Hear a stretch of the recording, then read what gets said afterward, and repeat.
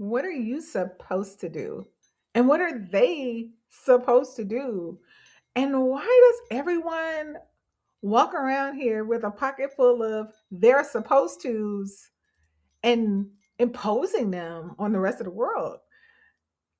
Today, we're talking about boundaries and expectations and how to reframe them in a way without you feeling like you're losing control. Because the reality is, nowadays in society, there's been like boundaries gone wrong where your boundary now means that you get to dictate how someone else is supposed to respond.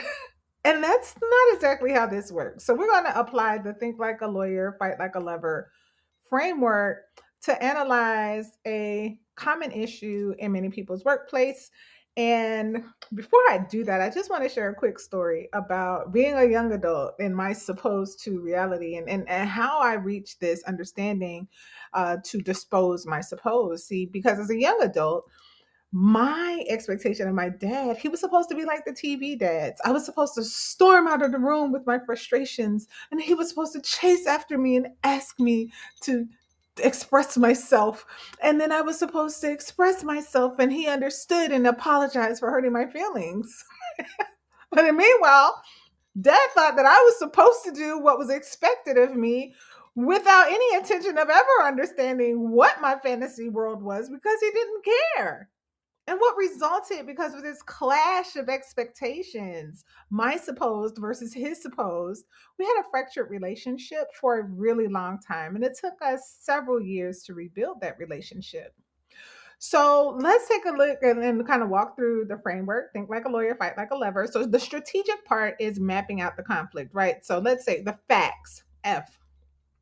Your team leader is calling you after hours for these last minute emergencies for deliverables on a project. Couple of times you acquiesced because you want to be a team player and you didn't want to come off as rude.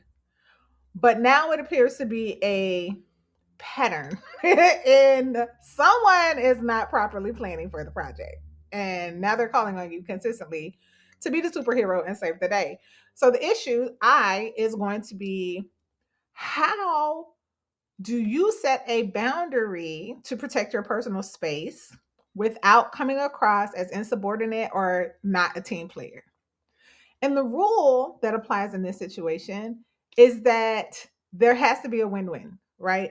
There is a way for you to exercise dignity and self respect in a way that is respectful of your team and of your team leader. So, now we can jump into the next part of the framework, fight like a lover. And this is where we engage the affectionate analysis. And another A that we're layering into this particular situation is acceptance. Because there could be a number of reasons for what's going on. Unfortunately, what many people do in the workplace, they continue to just kind of like deal with or maybe complain. They indirectly make complaints, but not setting and enforcing a boundary that's called my personal life after hours does not belong to this company, right? So when we begin to look at the analysis, what could be causing this? Is it that your team leader is busy doom scrolling? Do they not care about you or your personal life at all? Are they getting hot potatoes dropped on them from the executive team and you're just catching the hot potato on the chain of command? Are there other structural, cultural, or organizational challenges? And if so, how else can the decision makers find out about this issue that's impacting you and other people that are similarly situated? Because when you take these things into consideration, then that dictates your tone and your attitude. Because again, your boundary isn't about making anybody do anything.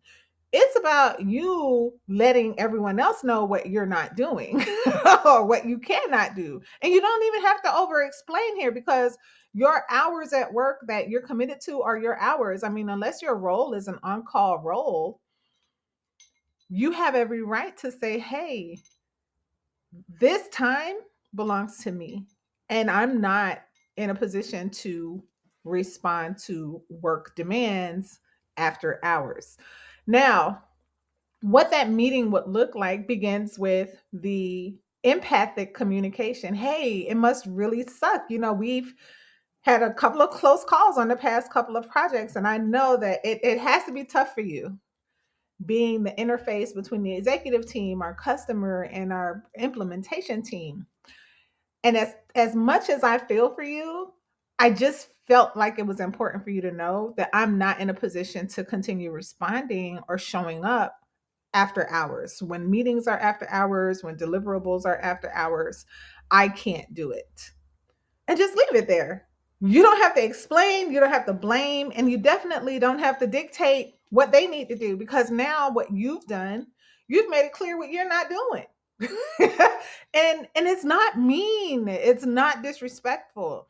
It is a communication that is necessary, because for all you know, this may be the necessary pressure that your team leader needs to have placed on them to either one, do a better job with their resource management, or two, engage their higher up to come in and take a look at whatever the organizational situation is.